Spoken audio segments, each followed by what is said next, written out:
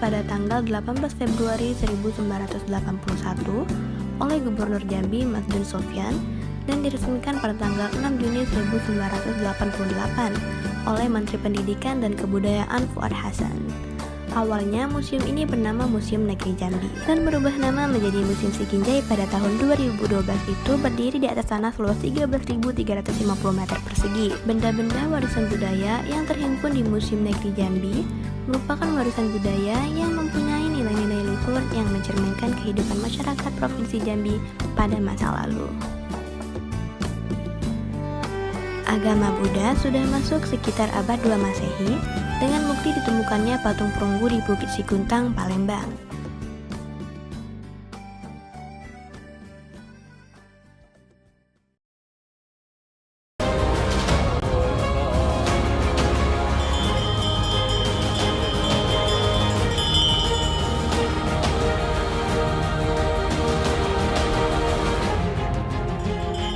Bahwa memang di Jambi ini khususnya, di masa yang sudah dari ratusan tahun yang lalu, pernah ada suatu pusat pendidikan yang besar sekali di Asia Tenggara ini.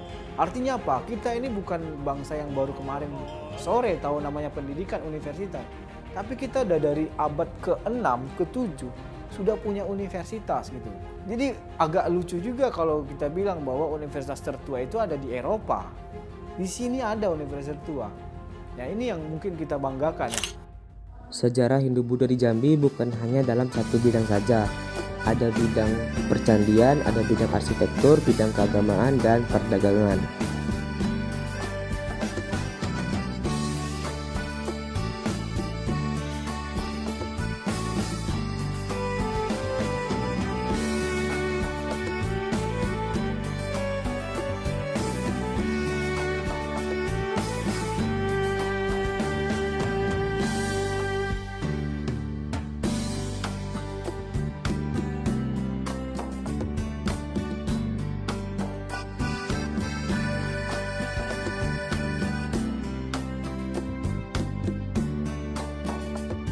Di museum ini banyak sekali terdapat patung-patung kecil seperti arca Buddha, lonceng genta, arca Avalokitesvara, sabuk emas, dan kalung emas.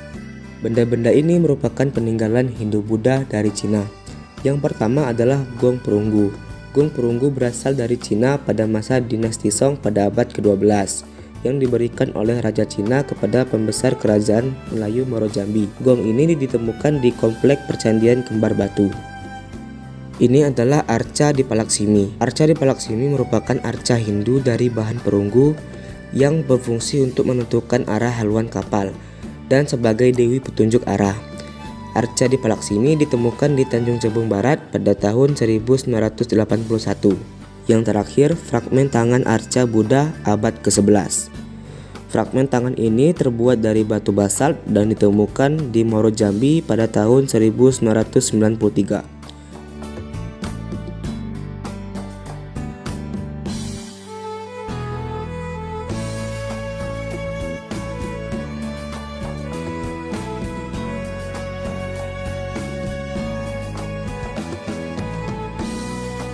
Dan ini adalah batu lapik.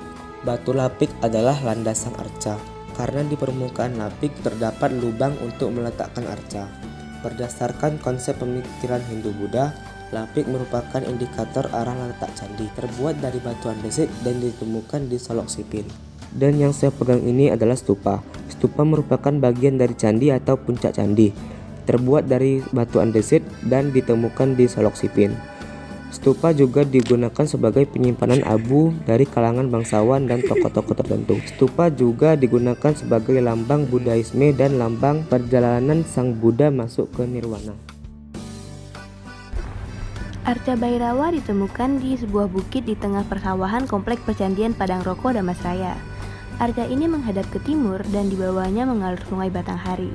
Saat ditemukan, arca ini terkubur dalam tanah. Hanya ada satu bagian lapik atau alas yang menyembul ke permukaan tanah. Penduduk setempat yang tidak menyadari keberadaan arca ini menjadikannya sebagai batu untuk mengasah parang.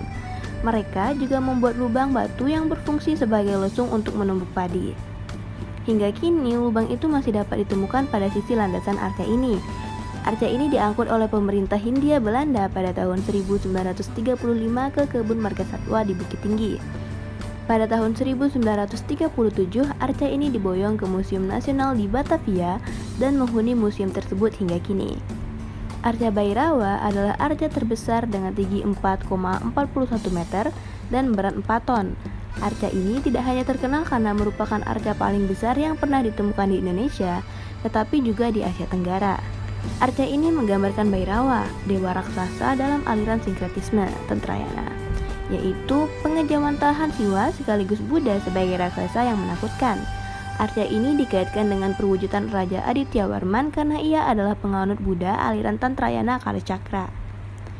Arca Bhairawa memiliki 2 tangan. Tangan kiri memegang mangkuk dari tengkorak manusia berisi darah manusia dan tangan kanan membawa pisau belati. Bhairawa berkategori ugra atau ganas yang digambarkan bersifat kejam, berwujud mengerikan, memiliki taring, dan bertubuh sangat besar seperti raksasa. Rambutnya disanggul besar ke atas, menyerupai bola, dan di tengahnya terdapat arca Buddha Amitabha. Atribut seperti ini merupakan atribut Bodhisattva Avalokitesvara. Hal ini menggambarkan aspek sinkretisme Tantrayana yang memadukan unsur Hindu dan Buddha. Bhairawa mengenakan perhiasan yang raya berupa mahkota dan kalung.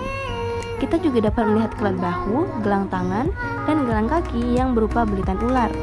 Ikat pinggangnya berukir kepala kala. Bhairawa ini digambarkan sedang menginjak orang cebol yang tengah terlentang. Patung ini berdiri di atas lapik dengan 8 tengkorak berjajar yang digambarkan sebagai sebuah lapangan mayat.